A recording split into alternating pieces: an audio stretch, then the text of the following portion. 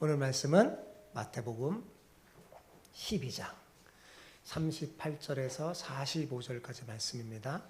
마태복음 12장 38절에서 45절. 제가 한 절 읽고 여러분 한 절 읽고 이렇게 교독하겠습니다.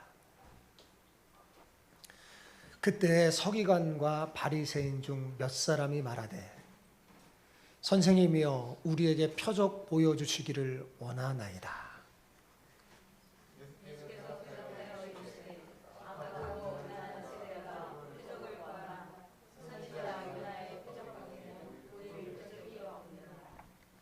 요나가 밤낮 사흘 동안 큰 물고기 뱃속에 있었던 것 같이 인자도 밤낮 사흘 동안 땅속에 있으리라.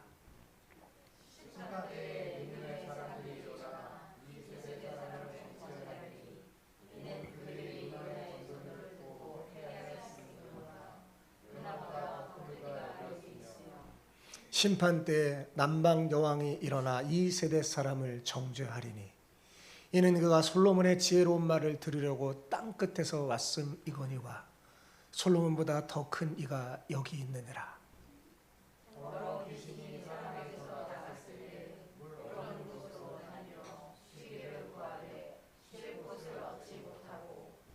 이에 이르되 내가 나온 내 집으로 돌아가리라 하고 와보니 그 집이 비고 청소되고 수리되었거늘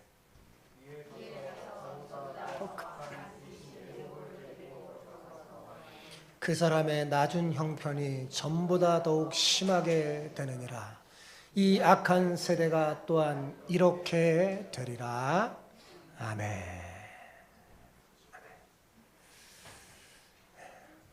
오늘은 우리 전동균의 시집인 함호동촌에서 서성이다라는 시집이 있거든요. 그 시집에 수록된 보이지 않는 것을 믿는 사람이라는 시를 낭독함으로 설교를 시작하려고 해요. 이 전동균 씨는 제3회 윤동주 서시 문학상을 받은 분입니다. 자, 저랑 같이 한번 낭독해 봅시다. 보이지 않는 것을 믿는 사람.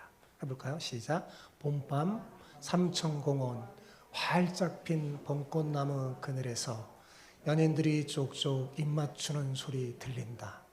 그래, 사랑은, 이 세상의 사랑은 확인되어야 하지.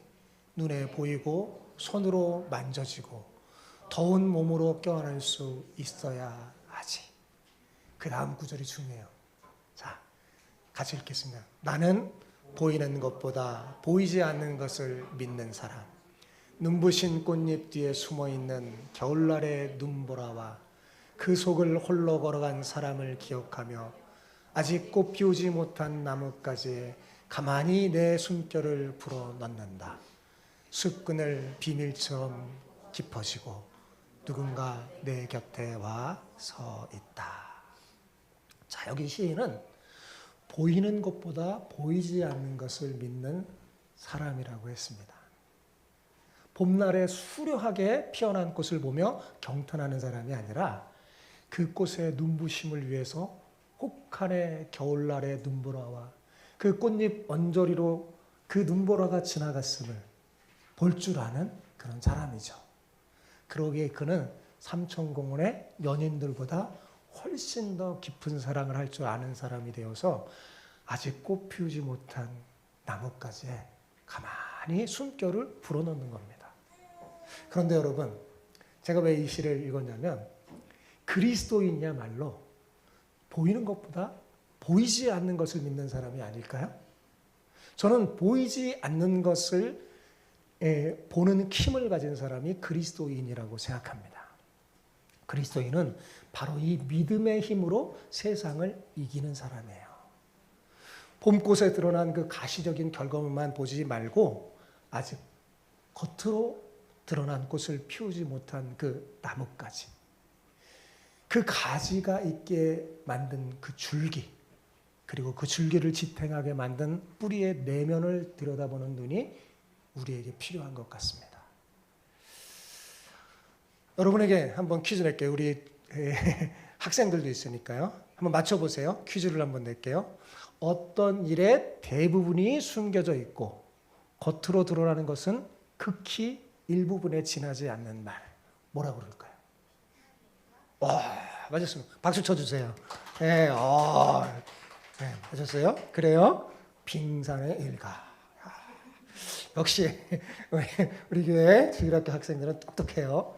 예, 그래요. 자, 빙산은 어떻습니까? 햇볕에 녹아내리는 일도 없고 바람을 맞아 상처 입을 일도 없습니다. 그러니까 물 밖에 이래 흔들리지 않아요, 빙산은. 왜 그럴까요? 빙산 대부분이 물에 잠겨져 있기 때문입니다.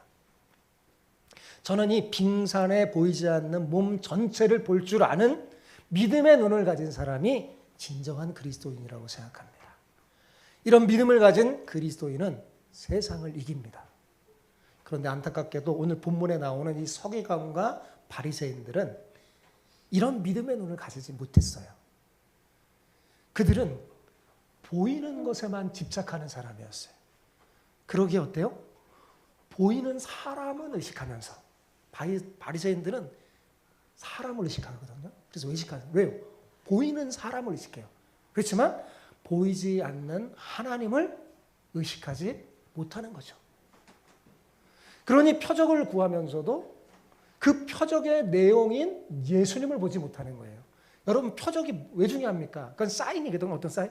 그 표적이 가르치는 내용물을 보라고 표적이 중요한 거예요. 근데 표적을 구하면서도 그 표적의 내용이 예수님을 보지 못하는 거예요. 빙상에 보이지 않는 몸 전체를 보지 못하고 빙상의 일각만 보니 참으로 안타까울 뿐이죠. 빙상의 일각만 보면 전체를 보지 못해 제대로 알지 못하는 거잖아요. 잊지 마세요. 그리스도인은 보이는 빙상의 일각을 보는 사람이 아니라 보이지 않는 빙상 전체를 보는 믿음의 사람입니다. 우리 오늘 옆 사람에게 이렇게 축복하며 인사합시다. 보이는 표적보다 보이지 않는 하나님 나라를 믿는 당신은, 시작, 보이는 표적보다 보이지 않는 하나님 나라를 믿는 당신은 축복의 사람입니다. 자, 붙여서 시작. 보이는 표적보다 보이지 않는 하나님 나라를 믿는 당신은 축복의 사람입니다. 네, 여러분 그런 사람이죠? 네, 보이는 표적보다 우리는 보이지 않는 하나님 나라를 믿는 사람이에요. 자, 오늘 말씀 38절을 봅시다. 같이 읽어봅시다. 시작. 그때 서기관과 바리새인 중 몇 사람이 말하되 선생님이여 우리에게 표적 보여주시기를 원하나이다. 자, 여기서 그때라는 어떤 때입니까? 예수님 행하신 명백한 성령의 역사를 사탄의 능력이라고 성령을 모독한 바리새인들을 예수님께서 책망했을 그때를 말하는 겁니다. 예수님의 이 책망을 들은 서기관과 바리새인 중 몇 사람이 표적을 보여달라고 요구했어요. 네. 그러면 우리가 당신을 정말 믿을 수 있는 표적을 보여주세요. 이렇게 말합니다. 그런데 여러분 참 이상하지 않나요? 여러분 예수님께서 표적을 보여주시지 않았나요? 많이 보여주셨잖아요. 그죠? 예수님께서 귀신 들려 눈 멀고 말 못하는 사람을 고치는 것이 표적이 아니면 도대체 뭐가 표적이겠어요? 이것 말고도 수많은 표적을 보여주셨어요. 이들은 왜 지금까지 실컷 수많은 표적을 보았음에도 왜 또 표적을 보여달라고 요구하는 걸까요? 눈에 보여지고 만져지고 당장 이득을 주는 것에만 집착했기 때문에 그렇습니다. 그러니 표적을 보고도 그 표적이 가르치는 실체가 보이지 않는 겁니다. 빙산의 일각만 보고 사는 어리석은 사람들이었죠. 도대체 이들은 어떤 표적을 구하는 걸까요? 이들이 기다린 메시아는요, 따로 있었어요. 자기들만의 품는 메시아. 우리도 신앙생활 하다면 자칫 잘못하면 내가 만난 하나님, 그걸 믿을 수 있어요. 내가 만들어낸 하나님, 내가 소망하는, 내가 원하는 하나님, 성경의 하나님이 아니라 이들은 자신들이 품고 있는 메시아가 있었어요. 눈에 보여지고 만져지고 당장 이득을 주는 정치적 메시아 말입니다. 적어도 다윗과 솔로몬 시대의 그 영광스러운 스러운 그 왕국을 만들어야 하고 당장 로마의 압제에서 벗어날 힘이 있는 메시아를 원했습니다. 그러니까 자신들이 믿을 만한 표적 좀 보여달라고 요구하는 거죠. 여러분, 그런데 만일 예수님께서 그래 너희들이 믿을 만한 표적을 정말 보여줬다면 그것으로 이 사람들 만족했을까요? 저는 아니라고 생각합니다. 그들은 좀 더 큰 표적을 구했을 거예요. 이것이 표적을 구하는 신앙의 문제점입니다. 표적을 구하는 사람들은요, 하나님을 구하는 게 아니에요. 표적 자체가 목적이 된 거죠. 그래서 표적 일어나는 곳을 막 찾아다니다가 좀 시끄둥해지면 어떻게 돼요? 또 다른 곳을 찾아다녀요. 그러니 배워도 진리에 이르지 못하고 공허한 삶을 살아갈 수밖에 없습니다. 결국 이들은 참된 믿음을 가지지 못하고 주변부를 헤매다가 아까운 시간을 허비하고 맙니다. 이런 사람이 바로 이단의 표적이에요. 이단은 표적으로 사람을 유혹하거든요. 여러분, 기억해야 할 거 있습니다. 성경에 보면 이 사탄도 놀라운 능력으로 사람들에게 표적을 보이면서 속여요. 그러니까 표적을 구하다가는 진리에 이르지 못합니다. 이런 이들에게 예수님께서 꺼내놓으신 대답이 조금 생뚱맞습니다. 표적을 우리에게 좀 보여주세요 이랬는데 예수님이 대답하는 게 굉장히 좀 생뚱맞아요. 자, 39절 볼까요? 같이 읽어봅시다. 시작. 예수께서 대답하여 이르시되 악하고 음란한 세대가 표적을 구하니 선지자 요나의 표적밖에는 보일 표적이 없느니라. 아니, 표적을 보여달라는데 이들을 뭐라고 부릅니까? 악하고 음란한 세대들이라고 부르면서 요나의 표적밖에는 보일 것이 없다고 합니다. 표적 너희들이 보여줄 게 없다라는 거죠. 요나의 표적밖에는. 자, 이들을 악하고 음란한 세대라고 했습니다. 복음서에 보면 이 단어가 자주 나와요. 악하고 음란한 세대. 여기서 악하고라는 말은 우리가 그냥 생각하는 저 사람 참 악해, 이 정도의 의미가 아닙니다. 이 악하고로 번역된 헬라어가 포네라는 말인데 해로운, 남을 해치는 이라는 뜻을 가졌어요. 그러니까 서기관과 바리새인들은 겉으로는 거룩한 종교의 지도자 모습을 갖고 있었지만 속은 어때요? 악했어요. 근데 그 악이 어떤 거냐? 어떤 악이냐? 하나님 나라의 문에 막아서서 자기도 들어가지 않을 뿐만 아니라 다른 사람도 들어가지 못하게 해치는 사람이었던 거예요. 그러니까 그게 정말 악한 거죠. 많은 사람을 하나님의 나라로 들어오지 못하게 막는 것. 거기서 이게 바로 예수님 말하는 악하고예요. 또한 이들은 음란했습니다. 이것은 육적으로 음란했다는 말이 아니에요. 여기 음란한이라고 번역된 헬라어 모이카리스는 창녀라는 말입니다. 창녀를 가리키는 말인데 영적인 간음을 의미해요. 성경을 읽으면 성경은 하나님의 백성이 하나님에게서 마음이 떠나 우상에게 마음에 빼앗겼을 때 뭐라고 그러냐면 음녀라고 부릅니다. 모이카리스라고 부르는 거예요. 음녀라고. 창녀라는 말이에요. 실제로 서기관과 바리새인들은 어때요? 하나님보다 세상과 물질, 권력과 명예를 더 사랑했죠. 그게 그들의 우상이에요. 그들의 마음이 마치 간음한 여인처럼 둘로 나뉘어져 있었던 겁니다. 이들에게 가르침을 받은 이스라엘 백성들 역시 각자 자신들이 원하는 우상들을 섬기면서 산당에서 제사했어요. 여러분, 성경에 이렇게 이스라엘 백성들을 보면 하나님을 섬기면서도 이들은 각자 자신들이 마음에 드는 우상을 집안에서 섬기면서 산당에서 제사하고 그게 잘 안 없어져요. 그럼 왜 그랬을까요, 여러분? 자, 하나님은 안 보여요. 참 독특하게 이 세상의 모든 종교의 신들은 보입니다. 우상들은 보여요.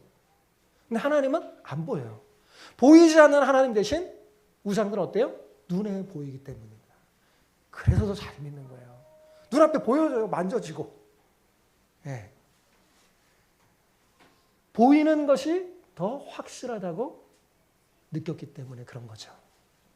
그렇게 눈에 보이는 것을 원하는 것이 바로 이 악하고 음란한 세대의 특징입니다. 그래서 예수님이 바리새인과 서기관들, 그들의 무리인 이스라엘 백성들을 지금 뭐라고 부르는 거예요? 악하고 음란한 세대들이라고 부르는 겁니다. 지금은 뭐 다를까요? 지금도 비슷할 것 같아요.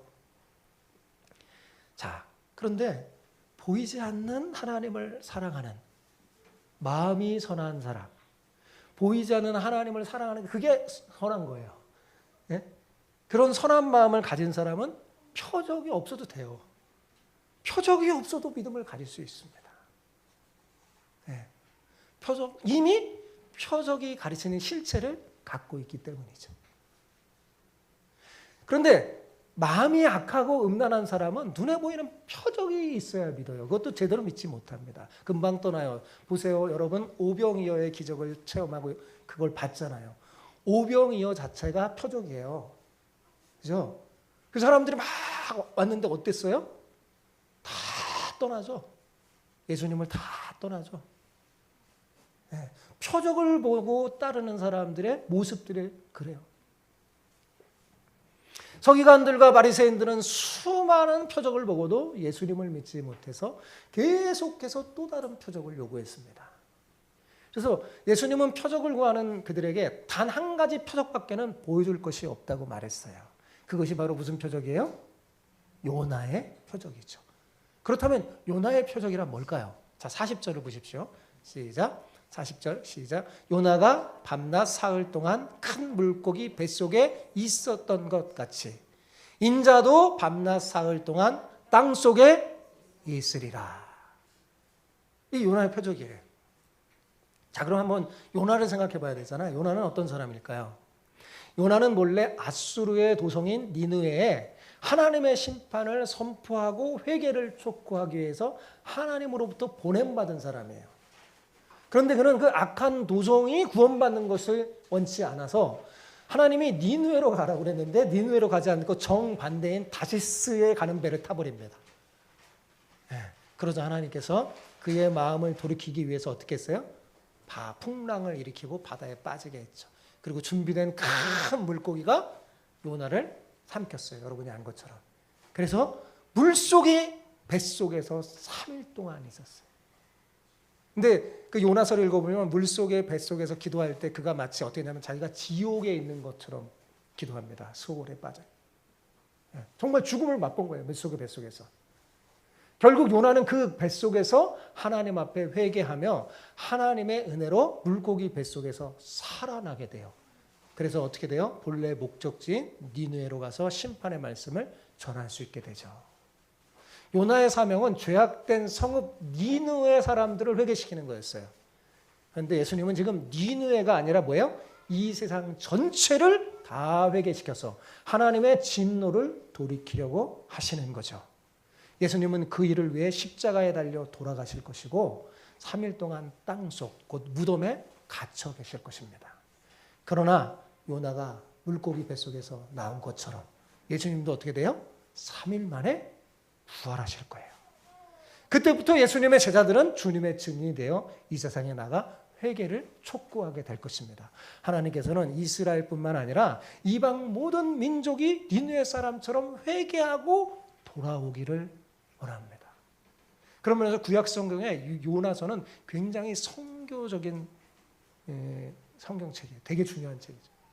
그 속에 하나님의 마음이 담겨져 있어요. 하나님의 이스라엘만이 아니라 저 죄악의 도시, 세상 모든 민족이 돌아오기를 원하시는 거죠. 자, 예수님이 꺼내든 이 요나의 표적 카드는 결국 희망이 없는 우리 모두를 위해 갈보리 언덕에서 죽으실 십자가 사건과 부활을 미리 보여주신 거죠. 자, 내가 보여줄 마지막 표적은 이거밖에 없다. 죽는 거밖에. 너희들을 위하여 죽는 거밖에. 그런데 요나가 3일 동안 뱃속에 있었던 것처럼 다시 물고기에서 나온 것처럼 나도 부활하여 나올 때 그때 너희가 이 표적이 뭔지 알게 될 것이다 라고 말한 거죠. 그런데 여러분 그걸 서기관과 바리새인들이 알아들었을까요? 못 알아들었을까요? 못 알아들었어요. 자, 41절 보십시오. 그래서 이렇게 말한 거예요.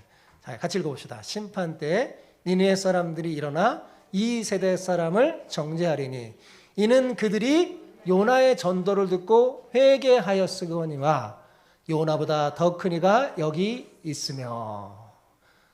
못 알아들으니까 이 얘기를 하는 거예요. 지금 이 사람들 못 알아들었어요. 니네 사람들은 알아들었는데 이 사람도 못 알아들었어요. 자, 여기서 중요한 단어는 요나도 아니고 니네 사람도 아니고 그들이 회개했던 것도 아닙니다. 여기 비교급이 하나 등장하죠. 그게 뭐죠?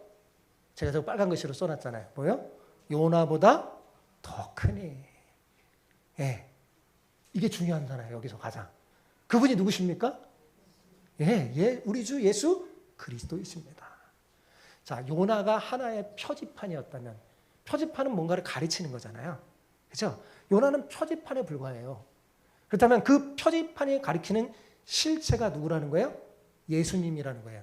그래서 요나보다 크다는 의미는 바로 그건 거예요. 표지판이 큽니까? 표지판이 가리키는 실체가 큽니까? 그죠? 예, 그게 바로 요나보다 크다는 거예요. 예, 요나는 표지판이다. 예, 나는 너 실체야. 라고 말하는 거죠. 자, 니느웨 사람은 어떤 사람입니까? 이방 사람 정도가 아니라 아주 이스라엘을 괴롭혔던 못된 민족입니다. 그래서 요나가 이들이 구원받는 거 싫었던 거예요. 저 사람 정말 안 믿었으면 좋겠어요. 저 사람 구원받기 싫으면 좋겠어요. 그런 사람들도 있거든요. 요나에게 니느웨 사람이 그런 사람이에요. 그래서 요나는 도망가다가 물속이 뱃속에서 사흘 만나 동안 곤욕을 치르고 죽었다가 살아나서 비로소 니느웨 가서 심판의 메시지를 전했습니다. 그런데 니느웨에서는 큰 성이기 때문에 다 돌아다니려면 적어도 3일은 걸려요. 적어도 정말 열심히 돌아다녀도 3일은 걸려요. 그런데 요나가 며칠 만에 휙 돌았는지 아세요? 며칠 만에 돌았을까요? 단 하루 만에 돌아다니면서 심판의 말씀을 전했어요. 그러니까 사실 이건 전도가 아니라 그냥 협박이에요. 협박. 너네들 망한다. 그런 것 같아요. 요나서를 잘 읽어보세요. 그러면 그들이 구원받고 돌아오기를 간절히 원해서 요나가 어떤 회개를 촉구한 내용이 없어요. 그냥 망한다. 너네 망해. 그러면서 돌아다닌 거예요. 네. 그러니까 3일 돌아야 할 성을 그냥 하루 만에 돌아다녔다는 것은 요나가 지금 하나님이 시키니까 어떻게 해요? 억지로 대충 했던 겁니다. 대충 했던 거예요. 그런데 여러분, 억지로 대충 했어요, 요나는. 근데 놀랍게도 니느웨 사람들은 다 회개하는 겁니다. 심지어 짐승까지 금식하면서, 짐승도 금식시켜요. 얼마나 죄악을 느꼈는지 짐승까지도 금식하면서 자신들의 죄를 자복하고 회개하는 역사가 일어났어요. 그런데 여러분, 왜 예수님께서 여기서 갑자기 니느웨 사람들의 회개 이야기를 하는 걸까요? 지금 비교하는 거예요. 자, 저 택함을 받지 않은 저 이방인들도 전도도 갖지 않은 대충 요나가 그냥 억지로 시키니까 대충 한 전도의 말씀을 듣고도 짐승까지도 심지어 나라의 왕까지도 회개하며 하나님 앞에 돌아왔는데 이스라엘 백성은 어때요? 그렇지 않았던 거죠. 니느웨 사람들은 불완전한 요나의 말을 듣고도 제에 앉아서 회개했습니다. 요나가 전한 몇 마디 말을 듣고도 스스로 겸비하면서 하나님의 긍휼을 구했던 거예요. 그러나 이스라엘 사람들은 어때요? 요나보다 더 크신 예수님의 말씀을 직접 듣고도 수많은 표적을 목격하고도 끝까지 어떻게 해요? 회개하지 않았습니다. 그러니까 예수님이 뭐라고 하냐면 심판 날에 마지막 날에 니느웨 사람들이 일어나서 너희들을 정죄할 거다. 야, 비교가 되죠. 저 악한 니느웨 사람들은 요나가 대충 전도한 전도를 가지고도 자기를 돌아보고 막 바뀌었는데 이스라엘 사람들은 요나보다 더 큰 예수님 말씀 직접 듣고도 도대체 변하지 않는 겁니다. 그래서 니느웨 사람들이 심판 때 너희를 정죄할 것이다. 이렇게 말한 거예요. 자, 42절을 보세요. 같이 읽어봅시다. 심판 때 남방 여왕이 일어나 2세대 사람을 정죄하리니 이는 그가 솔로몬의 지혜로운 말을 들으려고 땅끝에서 말씀이거니와 솔로몬보다 큰 이가 여기에 있느니라. 이 말씀에서도 중요한 단어가 뭘까요? 솔로몬보다 더 크니. 자, 여기 남방 여왕은 스바 여왕을 말합니다. 솔로몬 왕의 지혜가 충만해서 당시에 그 지혜가 열방 모든 나라에 소문이 났어요. 그렇다면 오늘날 온 세계 뉴스에 막 터진 겁니다. 이렇게 지혜로운 나라 왕이 있는가? 막 모든 열방의 나라들에게 소문이 났죠. 그러자 남방의 스바 여왕이 이 솔로몬의 소문을 듣고 먼 나라에서 이스라엘을 찾아옵니다. 바리바리 선물을 가지고 솔로몬의 지혜를 들으러 저 남방의 나라에서 커다란 행렬을 이루면서 찾아온 거예요. 그녀는 솔로몬을 만나서 하나님에 관한 이야기를 듣습니다. 그리고 그 지혜에 감탄하면서 하나님을 믿어요. 그런데 여러분, 솔로몬이 큽니까? 예수님이 큽니까? 당연히 예수님이 크죠? 그죠? 솔로몬은 오실 메시아이신 예수님의 표지판에 불과합니다.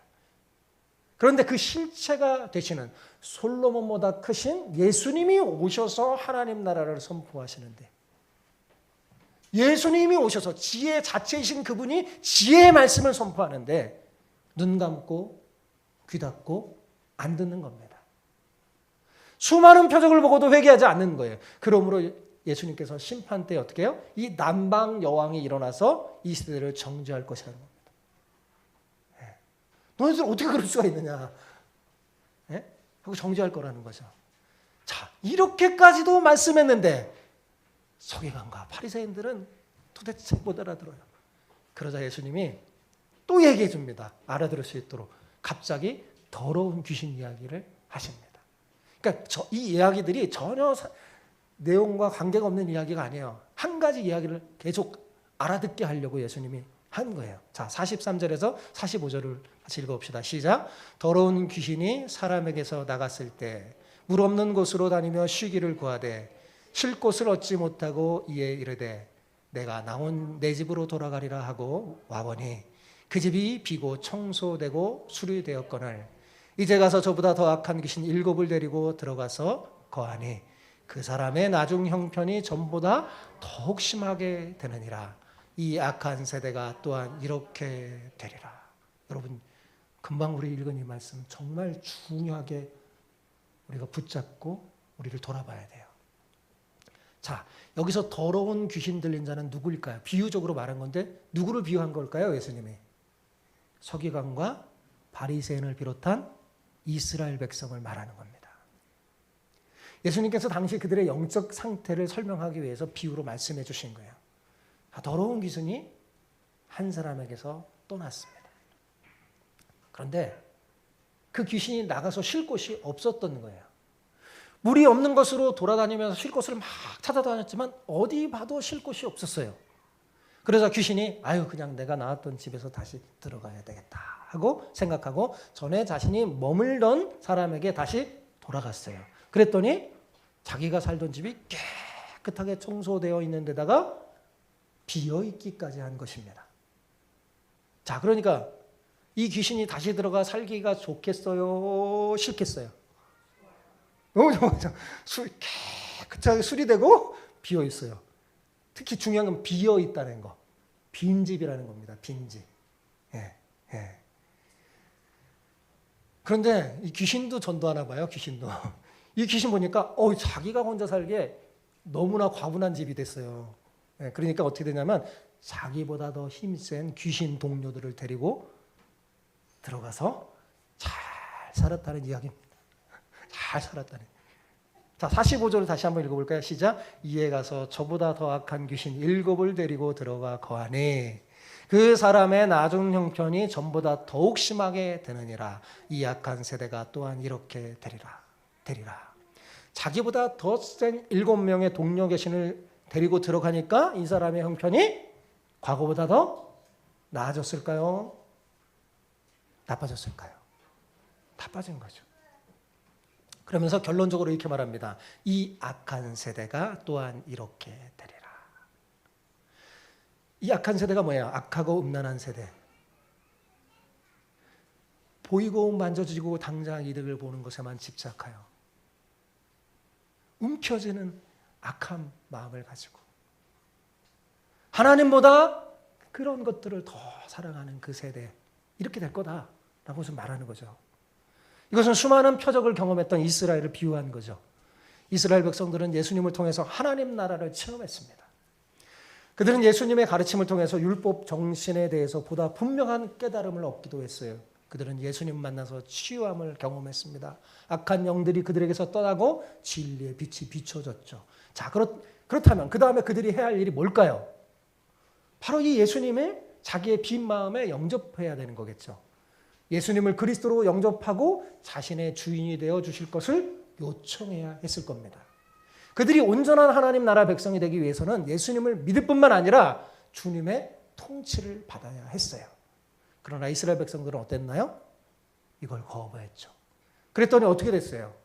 옛날보다 훨씬 더 강팍해져서 오히려 교회를 탄압하는 집단이 되었습니다.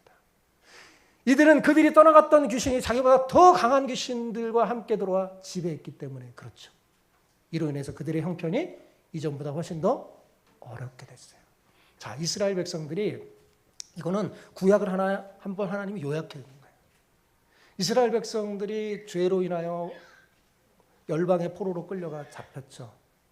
그죠? 아수르와 바벨론에 끌려다녔어요. 하나님의 은혜로 거기서 건져주셨어요. 그럼 건져주시면 어떻게 해야 돼요? 정말 회개하여 하나님 앞에 돌아와 하나님의 통치를 받으며 살아야 되는데 이스라엘 백성들이 그렇지 못했습니다. 그래서 열왕기 역대상하를 보면 하나님 앞에서 악을 행해요.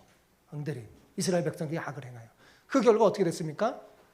아수르, 바벨론보다 훨씬 더 센 로마의 통치를 받게 된 거죠. 어때요? 전보다 더 형편이 훨씬 더 얼어진 형편이죠. 지금 이스라엘의 형편을 지금 얘기해 주고 있는 거예요. 너희들이 왜 그런 줄 아냐? 하나님의 통치를 받지 않았기 때문이다. 비어 있어서. 그 빈집에 누가 들어가는 거예요? 사탄이 들어가는 거죠. 사랑하는 여러분, 요나의 이야기가 단편이라면 예수님의 이야기는 장편입니다. 그러나 그 의미와 뜻은 같아요. 하나님의 심판과 회개 그리고 구원의 이야기죠. 예수님이 십자가에 달려 돌아가시고 3일 동안 무덤에 계시다가 부활하신다면 그것이 표적인 줄 알리라는 말이에요. 다른 표적은 중요한 게 아닙니다. 귀신이 쫓아나고 병자가 고침을 받고 죽은 자가 살아나는 표적은 아무것도 아닙니다. 중요한 것은 표적 자체가 아니라 그 표적이 가르치는 예수님을 믿어 깨끗해진 그 마음에 요나보다 더 크시고 솔로몬보다 더 크신 예수님으로 채우고 그분의 뭐예요? 통치를 받아야 한다는 사실이죠. 우리는 사람을 변화시키기 위해서 교육과 정치 제도를 막 바꿔야 한다고 생각합니다. 그래서 매번 그래서 정권도 바뀌기도 하고 막 제도도 바꾸기도 하는데 어때요? 이 제도 바뀌는 것만으로 정말 뭐가 문제가 해결되나요? 해결되지 않는 것을 우리는 경험하고 있어요. 그것으로는 사람이 근본적으로 선악을 만들 수가 없습니다. 왜냐하면 사람은 자기 힘으로 강력한 죄의 세력, 그 유혹을 이길 수가 없어요.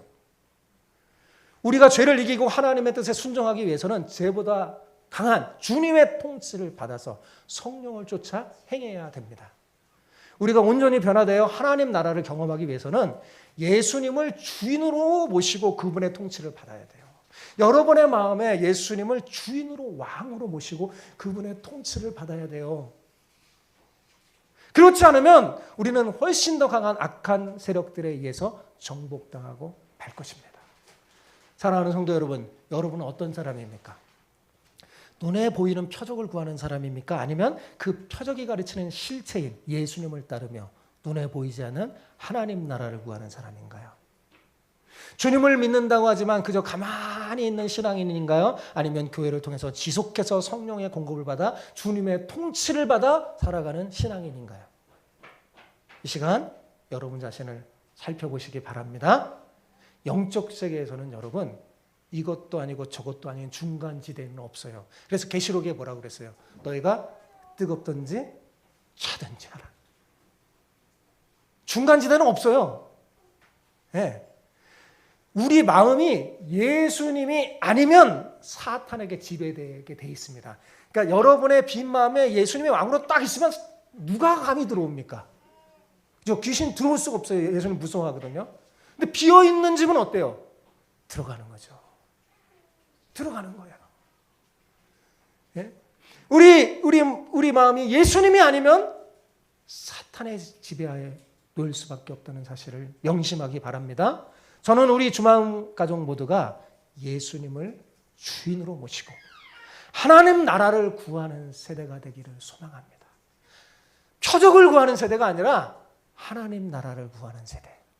부디 주님의 통치를 받아 하나님 나라를 경험하여 아직도 믿지 못하는 사람들에게 이 하나님 나라를 전하고 경험하게 하는 복의 통로가 되시기를 축복합니다. 아멘.